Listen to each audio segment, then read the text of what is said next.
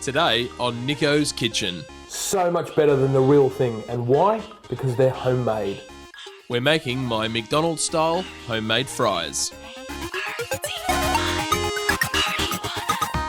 So firstly, what we're going to do is cut our potatoes into French fries. Now, I'm going to be using a V-slicer for this because it's very simple to do. If you don't have one of these, you could just use a knife and just cut it up into those small shoestring style fries. And make sure the potatoes you use are nice and big. They're nice and long as well because you're going to get a nice length in your fry.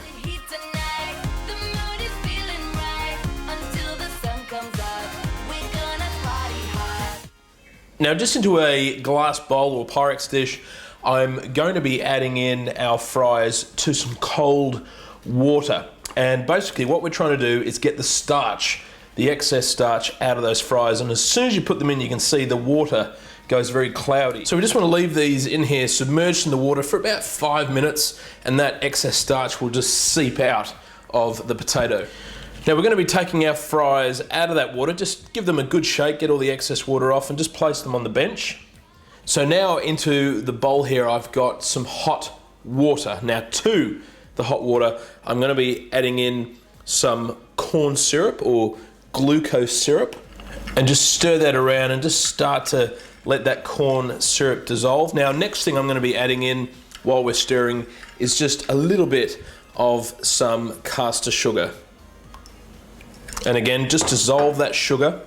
Give it a good mix around. So that sugar now has dissolved, and we're going to be adding back in our fries.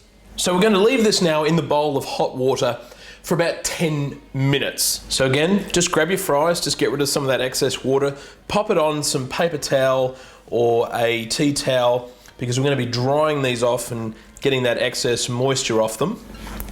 Now I've just got a baking tray here, and I'm just going to slide the towel on. Now there's two ways you can do the next part.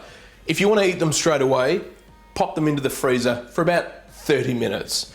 If you want to do this ahead of time, these can be kept in the freezer for ages. If you are going to be keeping them in the freezer for a prolonged amount of time, I do recommend you just popping them in some Ziploc bags or something like that so they don't get freezer burn. Place the fries into the freezer for 30 minutes. Now heat some canola oil or use a deep fryer and fry the fries for 4 minutes. Then remove, pat dry the excess oil and leave for 5 minutes. Then place back into the fryer for a second time for 6 minutes or until golden brown. This process makes sure the fries are crunchy on the outside and soft on the inside. Season with salt and serve. And now, let's get stuck into these bad boys.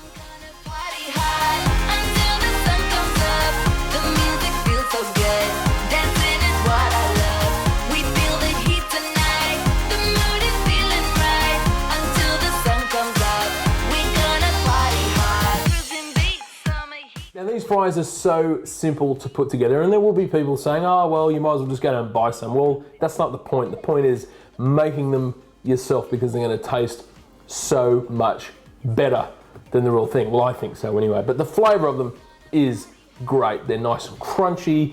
I love the softness of the potato and the crunchiness on the outside. They really, really do replicate the real thing, but like I said, homemade is always better. Give these a try, you're going to really love them.